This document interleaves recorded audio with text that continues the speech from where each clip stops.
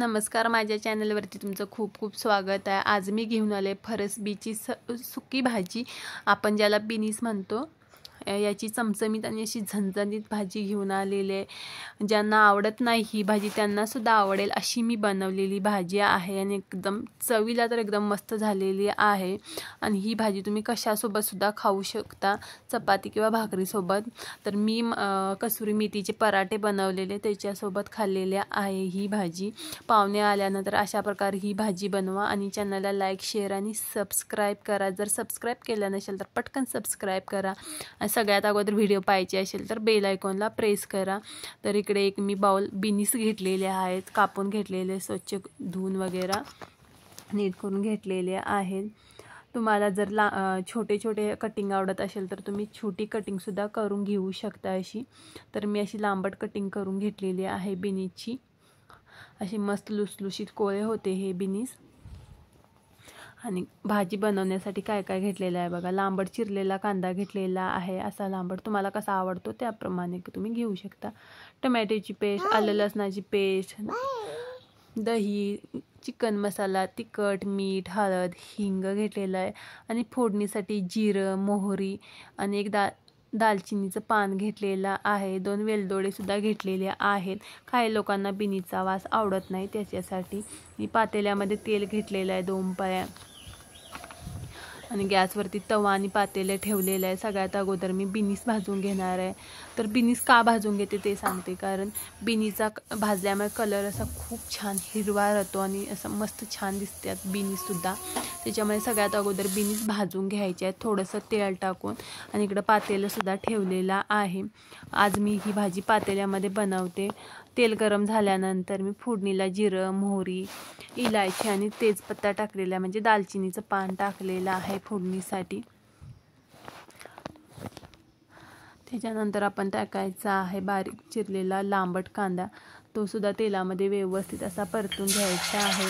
त्याच्यानंतर टाकलेला आहे मी आलं लसणाची पेस्ट आणि ही मी रेडीमेड पेस्ट वापरलेली आहे, माझ्याकडे होती म्हणून। जर नसेल तर तुम्ही घरी सुद्धा बनवू शकता। असं मस्तपैकी टाकायचं आहे आणि फोडणीमध्ये। त्यानंतर आपण टाकायचा टोमॅटो, तो सुद्धा व्यवस्थित तेलामध्ये परतून घ्यायचा आहे। तेलामध्ये छानपैकी असा भाजून घ्यायचा, म्हणजे आपल्याला टोमॅटोचा वास सुद्धा येत नाही कच्च्यापणाचा। आणि दुसरीकडे मी अशी बिनीस भाजून घेतलेले आणि तव्यामध्येच ठेवलेले। इकडे बघा कलर असा खूप छान दिसायला लागलेला आहे। त्याच्यानंतर टाकायचं आहे तिखट, मीठ, हळद, हिंग फोडणीमध्ये, तो सुद्धा व्यवस्थित परतून घ्यायचा आहे। फोडणीमध्ये सगळे मसाले खूप छान असे भाजून घ्यायचे, म्हणजे चव सुद्धा अशी खूप छान येते। त्याच्यानंतर टाकायचा आहे चिकन मसाला। जर तुमच्याकडे चिकन मसाला नसेल तर तुमच्याकडे जो घरी आहे तो मसाला तुम्ही वापरा। तर माझ्याकडे चिकन मसाला होता म्हणून मी चिकन मसाला वापरलेला आहे आणि खूप छान असा वास सुद्धा आलेला आहे। पाहुण्यांना ही भाजी खूपच आवडेल जर तुम्ही बनवला तर अशा पद्धतीने। आणि इकडे तेल सुद्धा सुटलेला आहे मस्तपैकी। त्याच्यानंतर 1 वाटी मी दही वापरलेला आहे। दही सुद्धा असं व्यवस्थित फोडणीमध्ये मिक्स करून घ्यायचं आहे। दह्यामुळे सुद्धा अशी खूप छान चव येते। पहिल्यांदा बनवलेली भाजी तेव्हा मला खूप आवडली म्हणून तुमच्यासोबत मी ही शेअर केलेली आहे। त्याच्यानंतर आपण टाकायचे आहेत हे भाजलेले बिनीस सुद्धा मसाल्यामध्ये व्यवस्थित परतून घ्यायचे आहे। तिकडे बघा।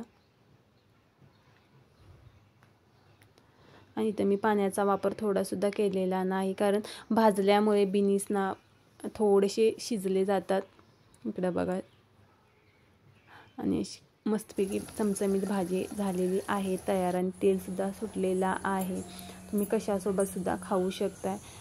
मी सांगितले तुम्हाला मेथीचे पराठे बनवलेले, कसुरी मेथीचे पराठे त्याच्यासोबत खाल्लेली आहे ही भाजी। जर तुमच्या घरी चपाती, भाकरी, पुरी सोबत सुद्धा तुम्ही खाऊ शकता। इकडे बघा मस्त अशी भाजी दिसायला लागलेली आहे। तर हे मी पराठे छोटे छोटे बनवलेले होते, फुलके। तुम्ही अशा पद्धतीने बनवू शकता आणि टिफिनला सुद्धा देऊ शकता ही भाजी, बरं का। खूप छान आहे। ही रेसिपी आवडली चॅनलला लाईक, शेअर आणि सबस्क्राईब करा। मस्तच आहे भाजीसुद्धा, खूप छान. नक्की बनवा, आजच बनवा आणि कमेंट करून नक्की सांगा हा मी ही भाजी बनवलेली आहे. आणि हा व्हिडिओ कुठून बघितला हे सुद्धा मला कमेंटमध्ये नक्की सांगा. नवीन नवीन रेसिपी पाहायची असेल तर बेल आयकॉनला प्रेस करा. तर चला भेटू नवीन रेसिपीसोबत. बाय.